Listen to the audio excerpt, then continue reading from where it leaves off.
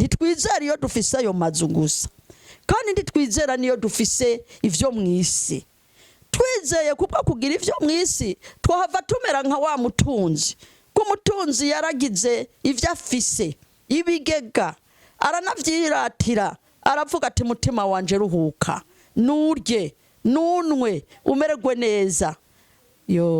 Ariko mu kandi kanya uwo mutunzi Imana iramubwira terega wewe bwa bundi uri gipfu, ateheraba mu mwanya uraka ubugingo. Umutunzi ivyiwe biba bihereye ngaho.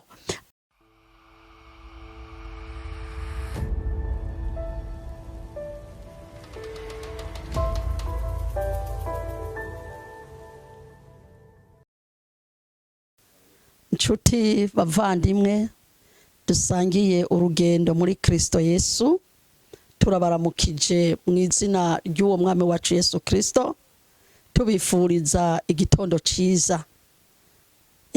Hanyuma jewe muriko murumva turiko turavugira muri iri jwi, turafise umunezero muri kino gitondo cyo kubifuriza amahoro no kororanirwa no kugubwa neza shengero aho muri hose mu mihingo yose y'isi. Turabifurije igitondo ciza, tongera kubaramutsa muri iryo zina ry'umwami wacu Yesu Kristo, izina tutadeha, izina ryiza riryoshe, izina ry'amahoro, izina ry'agakiza ryadukuye kure. Iyo tuvuga agakiza ni kuvuga n'ikintu kije gukiza nyene ivyari bimeze nk'ibitariho bikabaho. Aho niho tubaramukije muri iryo zina ry'uwo mwami wacu Yesu.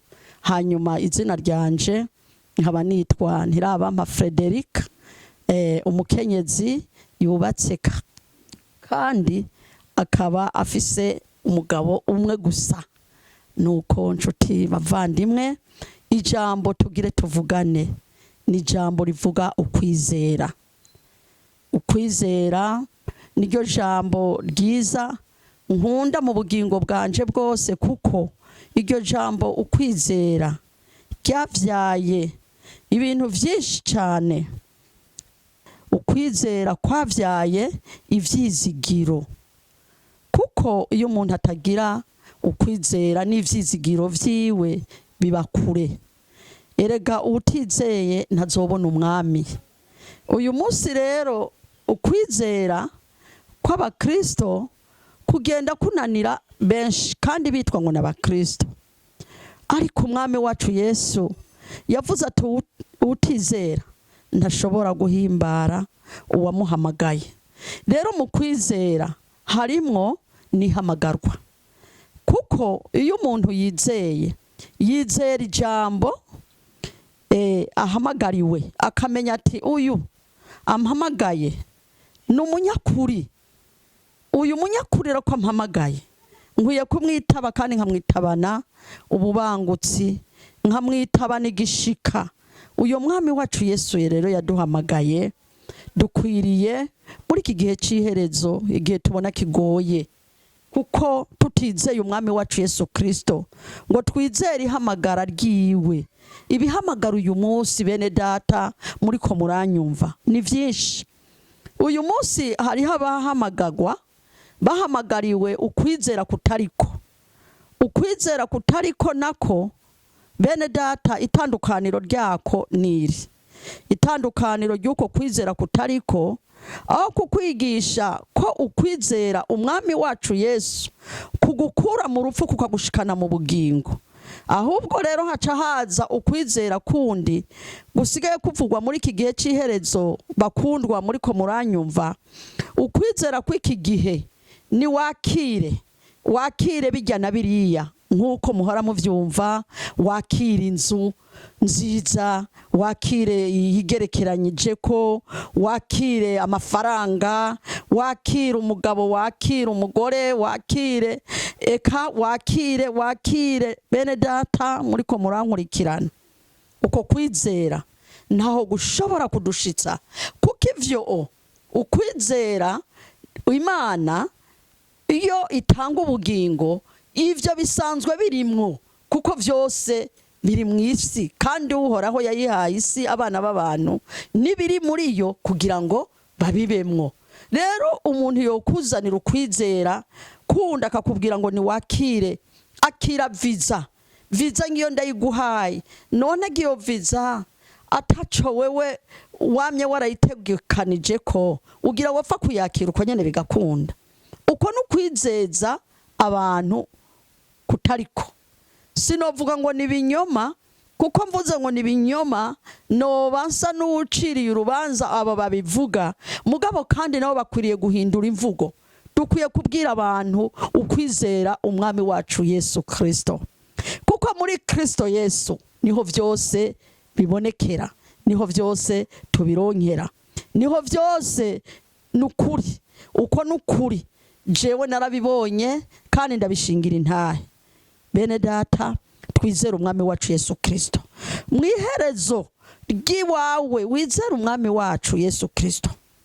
Ibikugoye bwira umwami wacu Yesu Kristo, kandi ucuta ko wizere ko uri kurabwira n'umunyakuri kandi akuba hafi, kandi iyo mutakambiye uwo mwanya arakumva akagutabara.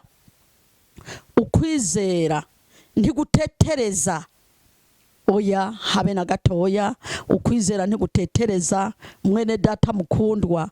Ukwizera umwami wacu Yesu Kristo ari we nzira n'ukuri n'ubugingo. Yabwiye abigishwa biwe ati mugende mumenyesha abantu ngo bizere, mwizere umwami wanyu. Niko yabwiye abigishwa ati mubibamenyeshe ko uwo mwabonye, uwavuganye namwe, uwagendanye namwe, mubimenyeshe abo kwizigirwa. Nibaramuka bavyemeye bakizera, abo bari n'ubugingo budashira. Imana ihabwa icubahiro. Rero bakundwa bene data, ijambo ry'Imana riri mu Baheburayo 11 rivuga ko ukwizera nukumenya rwose ivyizerwa udakekeranya ngo ntibizoba. Bene data, ukwizera nukumenya rwose udakekeranya, ukamenya ati jewe ndazaho narindi ko atakwizera kwariho, kuko ivyizerwa vyari bihari ico gihe. Ivyo wari uri murabizi, aho wari urahazi, ivyo wizera urabizi, mugabo warabonye ko atabugingo vyaguhaye kandi vyaragutetereje. Kuko umuntu yizeye umwana w'umuntu, uwo we waravumwe. Uwizera umwana w'umuntu akamushira ku mutima, uwo wewe aravumwe. Niko ijambo ry'Imana ribitubwira. Ariko uwizeye umwami wacu Yesu Kristo, uwamwizeye wese yahawe kugubwa neza. Eheraba ibitangaza umwami Yesu Kristo yakoze. Yarakoze ibitangaza igihe wa mukenyezi yari mu rusengero yamari kararira. Namwe murabizi, ndibaza ko mumaze no kuvyumva, si ubwa mbere mwoba muvyumvise. Uwo mukenyezi yariho ukwizera kwiwe kwari kumeze nk'ukwigijwe kure, mugabo muri uko kwigizwa kure wari umugambi w'Imana. Maze amara igihe kirekire atavyara. Umugabo wiwe aramuharika, avyara na n'incoreke. Ariko muri uko kuvyarana n'incoreke, kuko Imana itareka uwo yamwambaza mwijoro no ku murango, ivyo vyatumye naho yamutebeje yaramuhaye umwana, kuko yari yaramusezeraniye kazoronka umwana. Imisi yose yama mu ngoro y'Imana arikararira Imana. Uwo nawe ni Hana. Ana yama imisi yose ari mu rusengero asaba Imana kugira ngo imuteturure, imuhe umwana. Penina yoye kwama ari karamushimanga. Muntu w'Imana, mukozi w'Imana uri kuranyumva, nihagira ugushimanga ko amasezerano yawe adashitse muri uwo mwanya, uza wihuramire, uza wicecekere, wimbebere nka Hana, ugira uko kwizera gushika kwiherezo. Uzobona Imana iji gutabare. Urye yagutwenze azokogwa n'isoni. Uko niko Imana igira neza. Imana yacu rero niyo kwizigirwa. Imana yacu ntikoze isoni. Ukwizera no kumenya neza udakekeranya, ukamenya ati jewe ko nahisemwo gukurikira uyu mwami wanje Yesu Kristo, akampamagarisha urukundo rwiwe. Erega kwizera umwami Yesu n'urukundo rwayo, n'urukundo rw'Imana, kuko ubwawe nta gakiza wo kwihesha. Naho wotanze amamiliyoni, naho wotanze ibyo ufise byose, nta nubwo byoshoboye kugira ngo bigire icyo vyokumarira, kuko nta bugingo bitanga. Kandi ukwizera kwacu ntitwizera iyo dufise ayo mazu gusa, kandi ntitwizera niyo dufise ivyo mw'isi. Twizeye kubwo kugira ivyo mw'isi twahava tumera nka wa mutunzi. Kumutunzi yaragize ivyo afise, ibigega, aranavyiratira, aravuga ati mutima wanje ruhuka, nurye nunwe umererwe neza. Ariko mu kandi kanya uwo mutunzi Imana iramubwira terega wewe bwa bundi uri gipfu, ateheraba mu mwanya uraka ubugingo. Umutunzi ivyiwe biba bihereye ngaho. Ariko wizeye umwami Yesu akagirana n'iryo tunga riri muri Kristo Yesu, kuko ivy'iwawe vyose n'ivy'igiciro imbere y'Imana. Iyo wizeye Imana yawe, ivyo ufise nitunga kuri wewe, kuko uzorikorera mw'Imana, rishingira intahe igikorwa c'Imana. Nawe ubwawe bikubera igishinga ntahe cyo kuvuga ko itunga ryawe. Umuririmbyi ni waririmbye neza ngo jewe ubwanje n'ivyo mfise vyose ngo sinzobishingamwo icumu.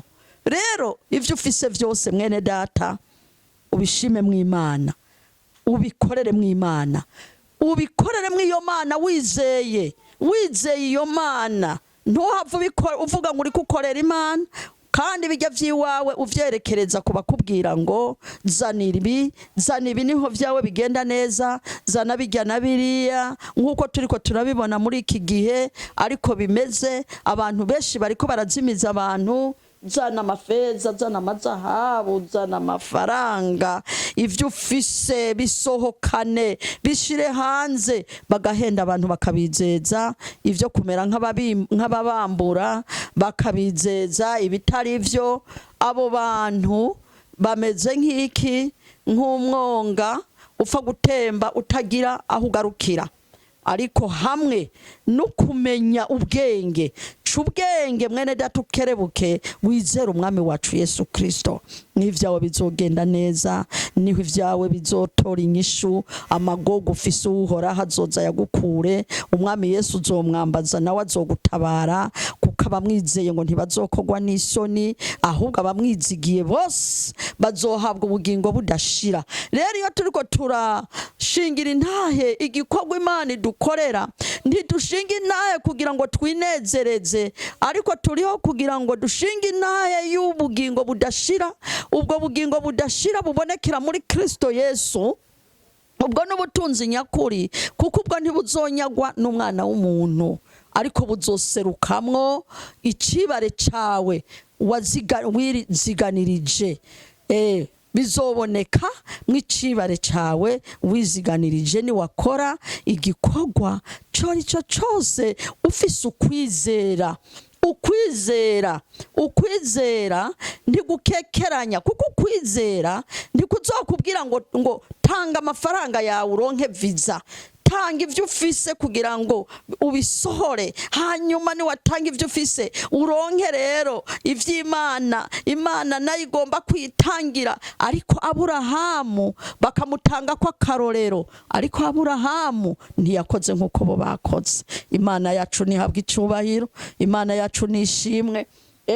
Yabwiye Aburahamu mu gitabo c'Itanguriro, Aburahamu mu kubwirwa ayo majambo, yewe Aburahamu tanga uwo mwana wawe umuntangire kw'ikimazi. Erega Imana yararaba mu mutima wa Aburahamu ikabona koko nawe nyene ubwiwe ko afise ari uw'ikimazi, icimubwira gutanga ikimazi.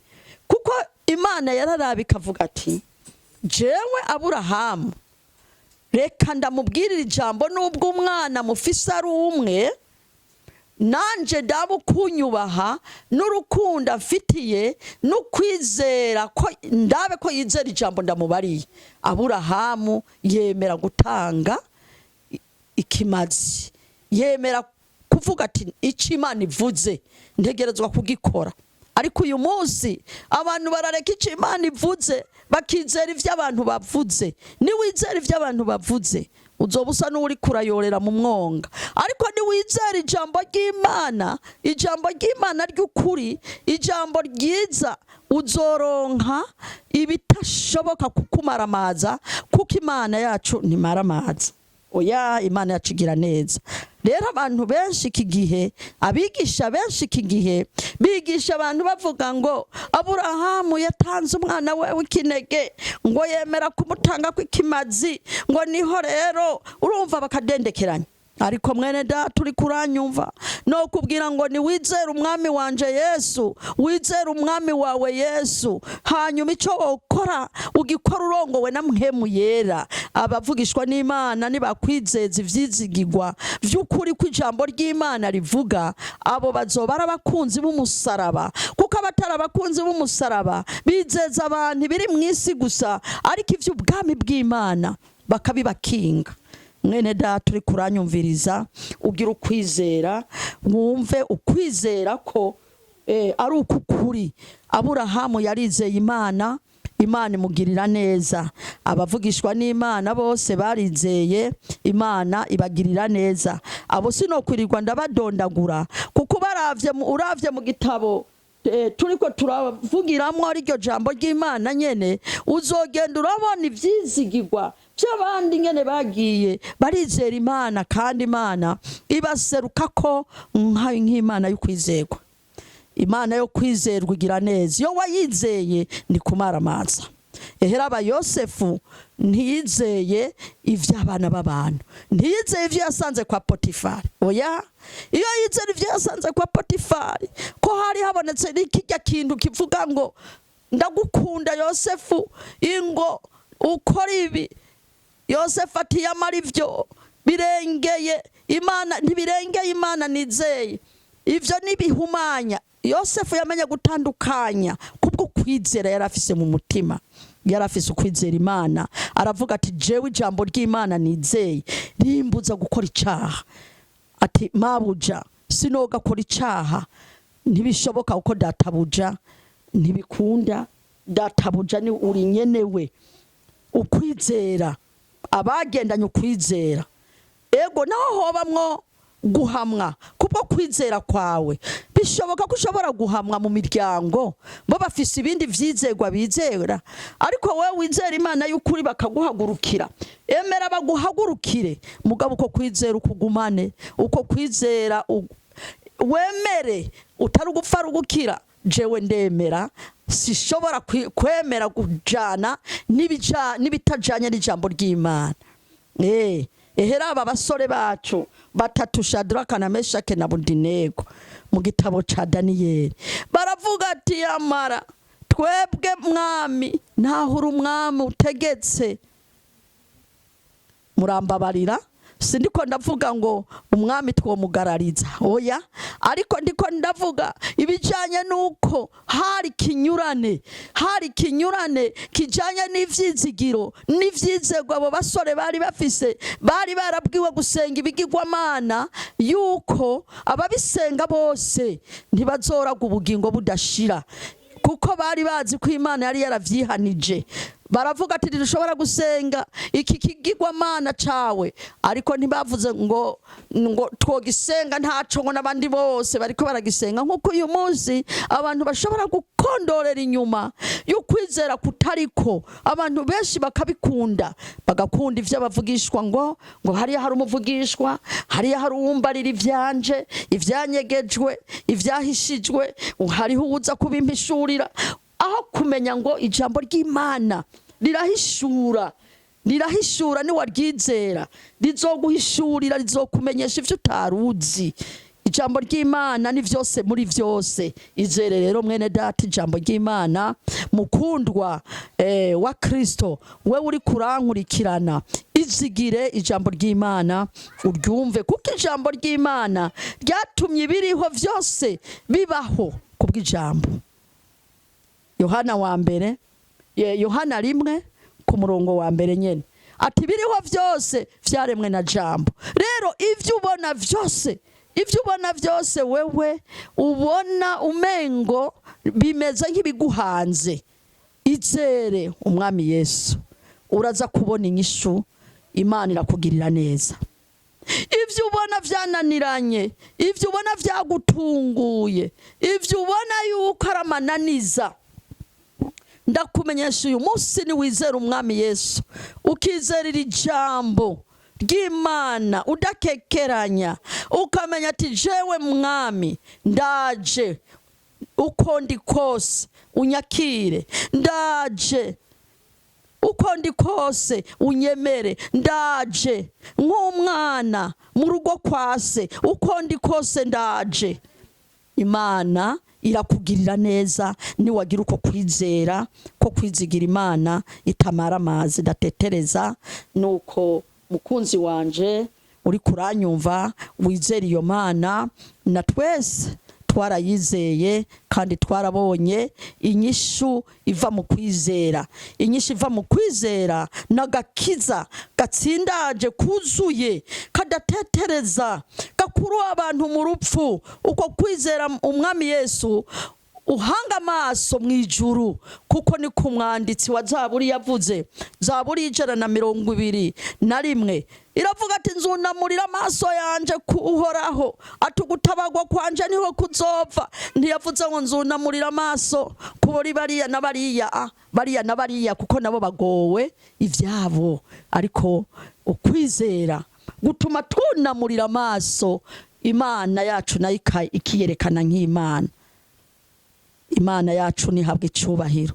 Abo basore batatu baravuga ati naho bigoye, naho abandi bariko bikubita imbere, twebwe ntitwikubita imbere, binyuranye n'ijambo, binyuranye no kwizera, ntitwakubita imbere ibinyuranye n'uko ijambo ry'Imana rivuga. Ewe ukwizera ntikumara amazi. Bagira uko kwizera baravuga ati naho biruko, naho iryo tanure rivuga uti ibiheta ndwi, ukwizera dufise kurahamye pe, niko umuririmbyi yavuze. Uko kwizera baremera batabwa mu itanure ry'umuriro. Haleluya! Imana yacu ni nziza, niyo kwizerwa. Ubwo bamaze gutabwa muri iryo tanure, uwabataye mu itanure ry'umuriro canke uwabagiriye izo nama nibo bahavuye bakogwa n'isoni. Ukwizera rero ntigutetereza, ukwizera ntigukoza isoni kwabakuye muri uwo muriro, ahubwo habaye akaga kubabagiriye iyo nama ngo bashobore gusenga ibitari vyo, nibo bahaboneye akaga. Mwene data ntukurikire abakubwira ibitari vyo, kuko aba bakurikira ibitari vyo bazohabonera akaga. Nawe wizeye Imana uzoharonkera ubugingo, uzoronka ubugingo budashira, n'ivyawe bizotungana bigende neza. Nuko Imana yacu rero, wowe uri kurankurikirana mukundwa, Imana yacu niyo kwizigirwa kandi igira neza. Yesu wacu nabahezagire, abahezagire iri jambo rigira ikibanza muri wewe. Uriho ikibanza, nturifata ibisanzwe, urihe ikibanza. Nanje narariha ikibanza. Ubu turiko turavuga, ubu muriko muravugana afise imyaka 67, kandi natanguye kwizera ijambo ry'Imana mfise imyaka 32. Uyu munsi murumva ko nshaje, nabonye vyinshi, nabonye ivyiza vyinshi biri mu kwizera. Imana yacu rero nibahezagire, iduhezagirane. Imana yacu ibagirire neza. Amen.